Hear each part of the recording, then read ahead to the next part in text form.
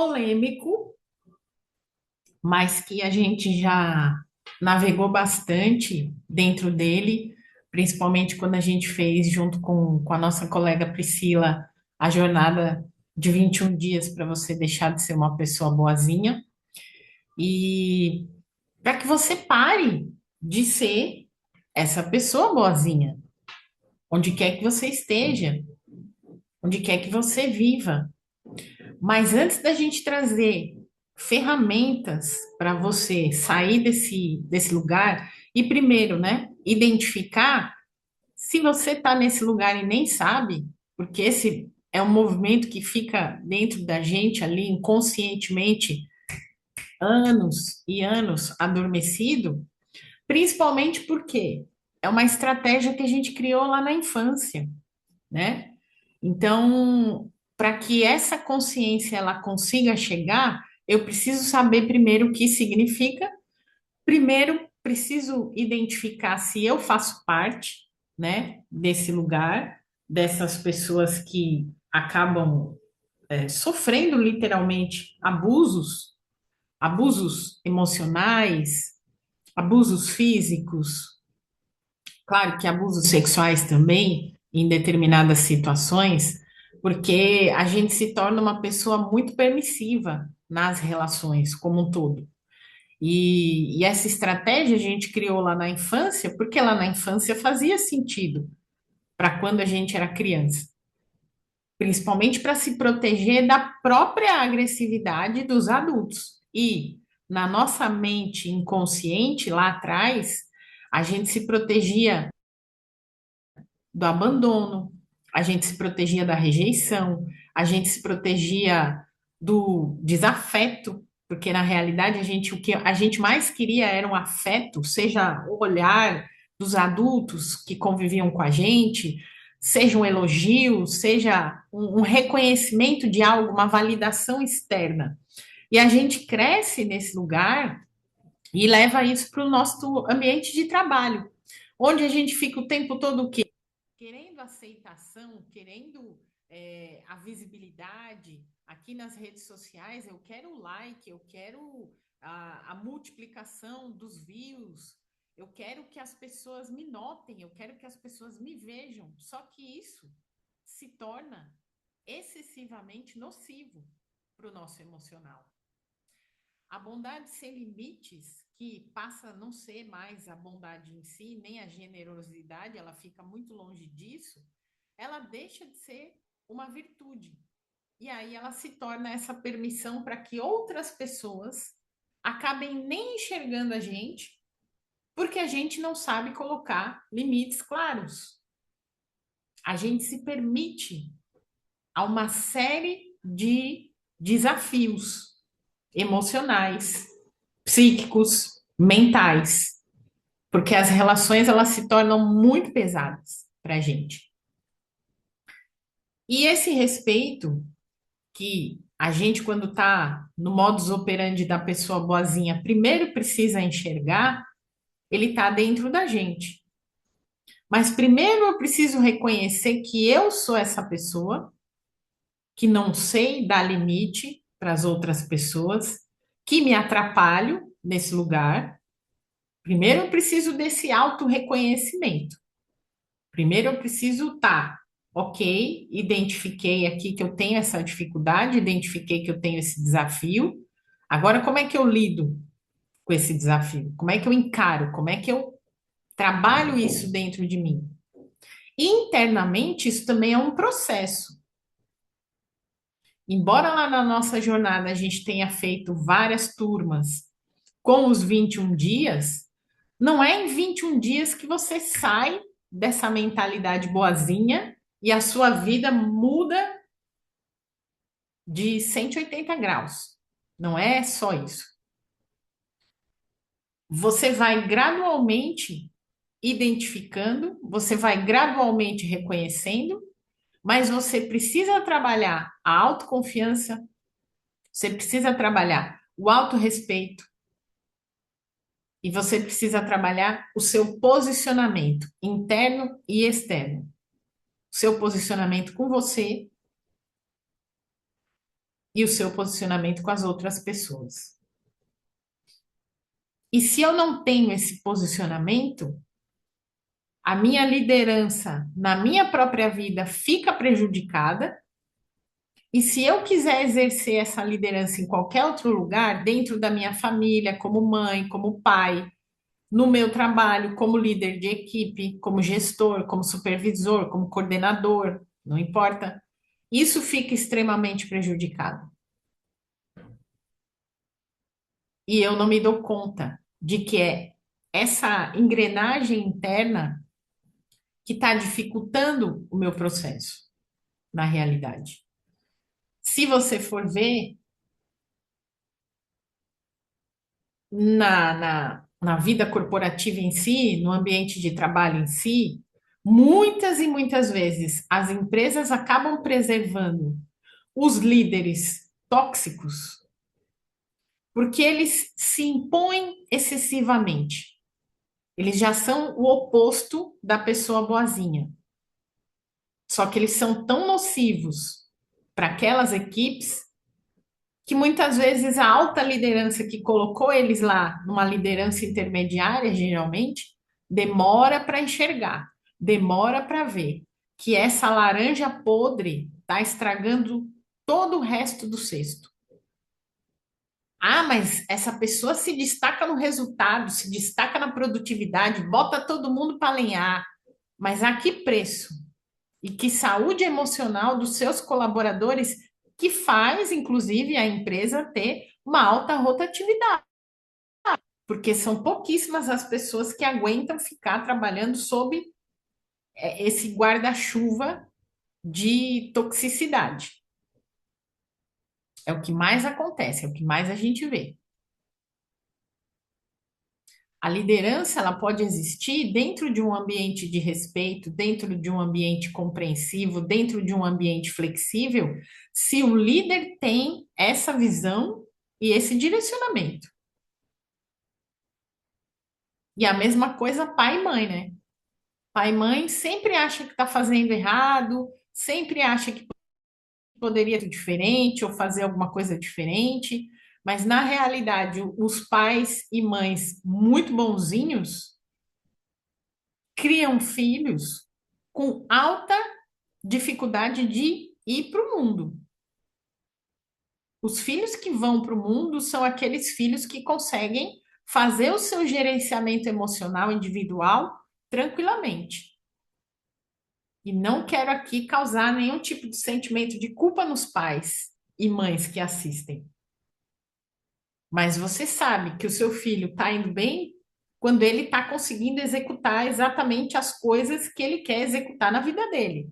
Ele tem resultados profissionais, ele tem resultados nos relacionamentos, ele tem resultado na própria independência, ele está livre no mundo. Isso é ok. Se você na infância dele teve dificuldade, nossa, acho que eu engoli o mosquito. Se você, deixa eu tomar água aqui. Na infância do seu filho teve dificuldade de confiar ou você subestimou a, a dinâmica desse filho, isso na vida adulta vai trazer reflexos muito desafiadores, inclusive. E é o que a gente vê hoje sendo muito difundido, sendo muito falado, sendo muito transmitido nas redes. A questão da geração Z. Por que a geração Z?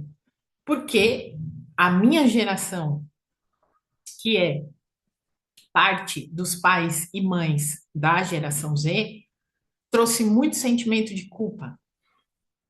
E aí a gente quer dar tudo, absolutamente, para a geração Z. E a geração Z, ela já nasceu num mundo totalmente tecnológico, totalmente avançado, e ela também se liga muito mais rapidamente na questão informacional. E aí o salseiro está feito. Junta a fome com a vontade de comer, né?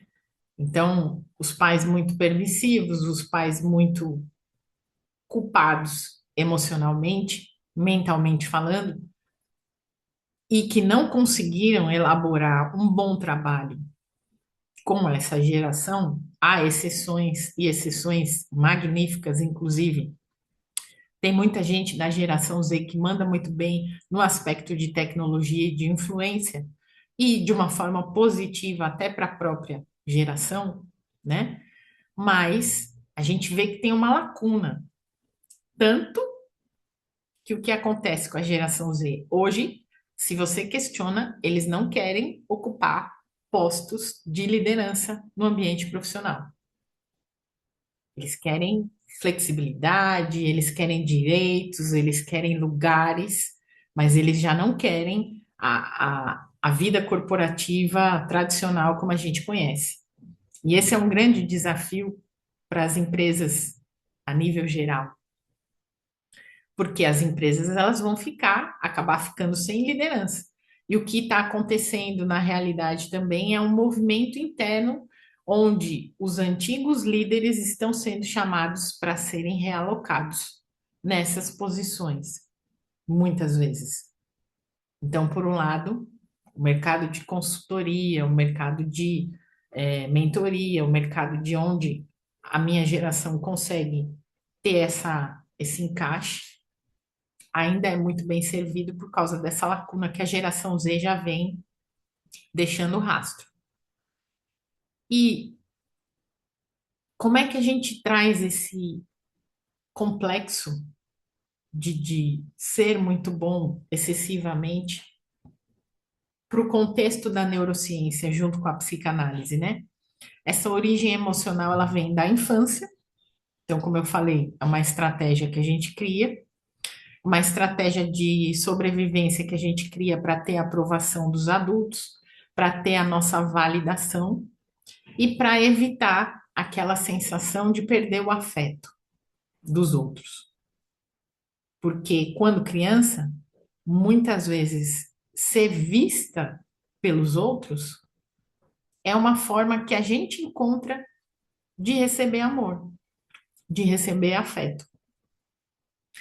Tem a criança que vai buscar esse amor e esse afeto sendo comportada, sendo excessivamente obediente, sendo excessivamente responsável.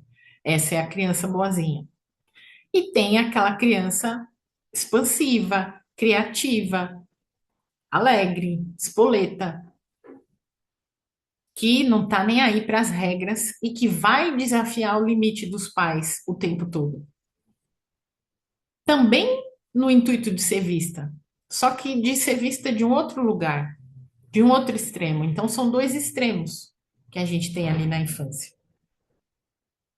Você tem que entender muito bem, claramente, a diferença entre você ser bom e você ser submisso. A pessoa boa, ela se respeita. A pessoa submissa, ela não se respeita, ela vira um capacho das outras pessoas. Ela vira uma utilidade na mão das outras pessoas. Ser bom é escolher fazer aquilo que é certo, em valores, em qualidades, em características, em proatividade. Ser submisso, para que fique bem claro, desenhado aí na sua mente, é agir com medo de decepcionar as pessoas. Aí, por medo de decepcionar, eu não falo não. Por medo de decepcionar, eu não imponho a minha vontade. A pessoa vem e fala para você uma coisa, você vira e fala: ah, tudo bem, pode ser, aham, tá certo. E por dentro você está se corroendo, por dentro você está se interceptando de uma série de emoções, porque na realidade você não gostaria de ter aceito aquilo que aquela pessoa falou para você. Nem naquele momento, nem naquele lugar, nem sobre aquela situação. A pessoa simplesmente impôs a vontade dela e você aceitou. A pessoa submissa, ela sempre vai buscar conveniência. Enquanto a pessoa boa, ela sabe ser justa. Ela impõe limites claros e ela conquista o respeito. ela sabe se explicar sem precisar se desculpar, inclusive. O que que você precisa, né, para se impor, para colocar limites com firmeza, mas sem agressividade, sem virar uma pessoa estúpida, sem virar uma pessoa reativa, sem virar uma pessoa agressiva? Porque muitas vezes você confunde. A pessoa boazinha confunde isso, né? Se eu impor limites, eu vou estar sendo bruta, eu vou estar sendo desagradável, eu vou estar sendo inconveniente. E não é nada disso. E você precisa de quatro pontos importantes aí para sua identificação, para você conseguir impor esses limites sem necessariamente criar um conflito, criar uma animosidade, criar uma situação chata. Primeiro ponto, você precisa ter clareza. E aí você precisa definir a clareza com antecedência dos seus limites pessoais. O que você tolera e o que você não tolera. Primeiro de tudo, define isso com clareza. O que que para você importa, o que para você não importa. O que para você ok, o que para você não é ok. E é para você, antes de aceitar o pedido de qualquer pessoa, da sua família ou do seu trabalho. Sem essa clareza interna, você só sabe decidir por impulso. Então você chega naquele lugar, a pessoa fala, você aceita, por pressão de perder o amor daquela pessoa, por pressão de entender aquele movimento, por pressão de se colocar na sua posição de eu quero isso e eu não quero isso. Segundo ponto, você precisa ter calma. Então, evita sempre responder de bate-pronto. Dá sempre uma resposta. Peraí, eu preciso analisar a minha agenda e eu te respondo mais tarde. Peraí, eu preciso ver se dá para fazer, se é possível, e eu te respondo depois. Dá sempre o tempo de você baixar ali a emoção que veio e depois você decidir com racionalidade. É desse lugar. Terceiro ponto é o cuidado, porque você pode falar não com empatia. Você pode reconhecer a importância do pedido do outro sem assumir a responsabilidade para você. Então, você pode falar não, mantendo a firmeza, mantendo a importância daquilo que foi pedido para você. Vai doer, principalmente para quem nunca fala não. Começar a falar não, começar a exercitar esse não é dolorido, mas melhora à medida que você continua. E o quarto ponto é o compromisso. Com quem? Com você. Em primeiro lugar, você é sua prioridade. Priorizar a sua energia não é egoísmo, é paz, é integridade. Priorizar aquilo que faz sentido para você é o que te faz bem. E você pode ter um plano para começar a fazer essa mudança comportamental. Lembra de fazer isso aos poucos, né? Então, você vai ter três passos aí para você fazer com calma e tranquilidade. Primeiro passo, anota no papel aquilo que você tem aceitado, os pedidos ou as tarefas que você aceita fazer, ou os lugares em que você se coloca, ou os nãos que você falou, que você não falou, desculpa, porque você teve medo. Qual foi a tarefa que você aceitou porque você não falou não? Qual foi o lugar que você se colocou porque você Não falou não? Qual foi a relação que você aceitou porque você não falou não? Segundo passo, aplica conscientemente escolhendo uma dessas situações ou tarefas ou pedidos só para você usar os quatro comandos anteriores na próxima oportunidade. Então, uma pessoa no seu trabalho te pediu uma tarefa e você já está sobrecarregado, volta lá e fala: Fulano sempre me pede alguma coisa quando eu estou, né, aqui. Então, escolha essa pessoa que sempre exaspera para você começar a praticar os comandos anteriores. Escolha um relacionamento, escolha uma situação, mas se posicione, se respeite, se priorize. E por último, não menos importante, e aí a gente faz muito isso lá no ambiente da terapia, né? O gerenciamento da culpa. Por quê? Porque falar não gera culpa, né? Falar não vai te levar para um lugar onde você vai sentir essa culpa reverberando. Poxa, mas eu sou uma pessoa ruim, eu sou uma péssima esposa, um péssimo marido, um péssimo chefe, uma péssima líder. E você já começa, né? Com o auto-julgamento e a autossabotagem automaticamente. Essa culpa, ela vai aparecer naturalmente porque você quebrou um padrão antigo. E ela não é sinal de que você fez algo errado, mas ela é um alerta do teu cérebro dizendo: você está fazendo diferente, tá certo mesmo isso? Você está fazendo? É isso mesmo que você queria fazer? Porque a gente não costuma agir assim, não. A gente aceita tudo de cabecinha baixa, a gente fica ali, né? Tá. Até que o seu cérebro comece a assimilar os nãos, é um processo.